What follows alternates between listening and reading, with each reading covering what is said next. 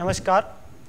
आज हम अपने पास इस वीडियो में डिस्कशन करेंगे कि अकाउंट्स और एडवांस अकाउंट्स के सब्जेक्ट में आपके पास नवंबर 2018 अटेम्प्ट में कौन कौन सी अमेंडमेंट्स एप्लीकेबल है, चाहे वो आपके पास ओल्ड कोर्स था CIPCC और new course CA inter. So we'll be discussing about the amendments which will be applicable for November 2018 attempt. So students, सबसे पहले आपके पास जो अमेंडमेंट्स की हम बात करने जा रहे हैं वो हम करने जा रहे हैं जो इस अटेम्प्ट की नवंबर 2018 के लिए एप्लीकेबल है। पहले हम बात करने जा रहे हैं CIPCC CA इंटर अकाउंट्स जो कि ग्रुप 1 वाला है। सो ग्रुप 1 अकाउंट्स में आपके पास जो अमेंडमेंट अभी के लिए यहाँ पे एप्लीकेबल हो रही है वो एक बड़ी ही बेसिक सी थ्योरेटिकल अमेंडमेंट है which will not affect your basically जो practical application of the chapters है। So there is amendment under the cash flow statement chapter.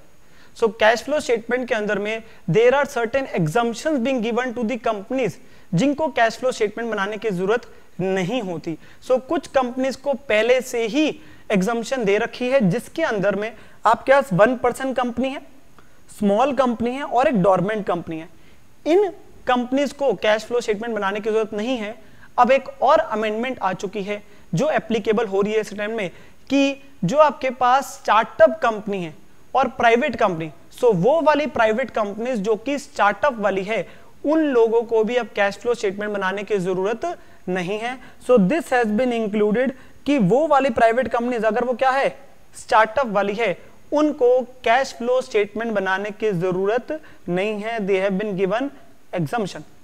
So very small theoretical amendment which is applicable for your basically attempt, but it will not affect your practical जो आपके पास question, because question जो आता है आपके पास वो आता है preparation of the cash flow statement.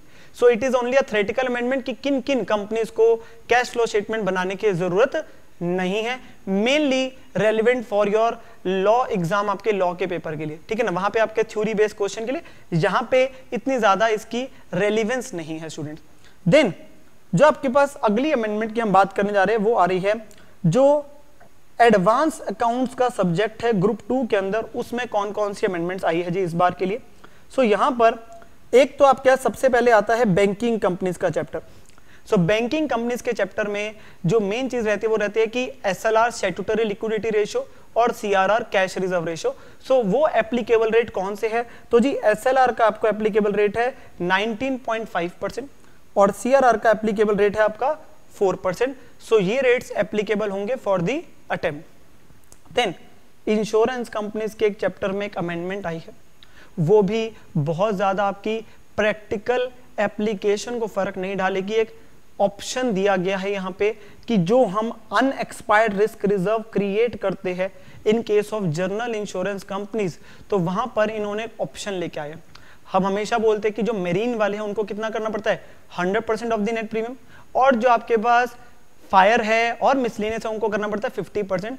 तो जो आपके पास फायर और मिसलेनियस वाले हैं उनको एक ऑप्शन दिया गया है ना, वो कहते हैं कि मेरीन के केस में सो हमें 100% of net premium he unexpired risk reserve create करना है, बट अदर्स के केस में जो कि फायर मिसलेनियस है या तो आप 50% ऑफ नेट प्रीमियम ही अपने पास रखे। एक और ऑप्शन दे दिया गया है इन कंपनीज को, वो क्या ऑप्शन दिया है कि they can follow day wise method, that is कि आपके पास उन्होंने बोला 1/365 method on the unexpired period of the respective policies. तो ये आपके पास आ रहा है कि जोन सी भी आपकी पॉलिसीज का प्रीमियम की डेट्स अगले साल में फॉल कर गया, उनका प्रोपोर्शनेटली पीरियड के हिसाब से, डेज के हिसाब से आप उतना अपने पास प्री रिसीव्ड इनकम को कैलकुलेट करें। प्री रिसीव्ड जो आपकी प्रीमियम है वो आपके पास जो बनता है तो उसे कैलकुलेट करें, क्योंकि अनएक्सपायर्ड रिस्क रिजर्व क्या था कि जो आपके पास पॉलिसी का पैसा है वो आपके पास अभी मिल गया, बट आपकी policy continuation for the next year तक जारी है उसकी ड्यू डेट। तो यहां पर उन्होंने कहा या तो 50% क्रिएट कर दीजिए या फिर एक ऑप्शन दे दिया कि 1/365 के हिसाब से, मतलब डे वाइज आप अपने पास निकाल लीजिए प्री रिसीव्ड इनकम, तो आप उस वाले ऑप्शन को फॉलो कर सकते हैं, but it will not impact again your practical questions जो हम अपने पास क्लास में करते हैं, बिकॉज वहां सारे क्वेश्चंस में कहीं भी डाटा नहीं देता आपको कि आपकी पॉलिसीज की जो डेट्स है वो कौन कौन सी डेट पे प्रीमियम फॉल कर रहा है कि जिससे हम कैलकुलेट कर सके। सो ये भी आपके पास जो अमेंडमेंट है इट विल नॉट बी आपके पास much of the relevance from the paper point of view, but at least आपको पता होना चाहिए कि यहाँ पर उन्होंने जो अदर आपके पास कंपनीज है, इंश्योरेंस कंपनीज, उनको एक ऑप्शन दिया है कि या वो 50% वाला को फॉलो कर सकते हैं या फिर स्टूडेंट्स डे वाइज निकाल सकते हैं अपने पास प्री रिसीव्ड जो प्रीमियम की इनकम आ रही है और उसके साथ एडजस्टमेंट क्रिएट कर लेंगे, ठीक है ना। सो जो भी वो अपने पास फॉलो करे उसे कंसिस्टेंटली फॉलो करे, एंड अगर कोई भी बदलाव करना है तो उसके लिए उन्हें अप्रोप्रिएट अथॉरिटी से बेसिकली अप्रूवल लेना पड़ेगा, ठीक है ना। सो यहाँ पर not a major amendment but obviously you should be aware of this.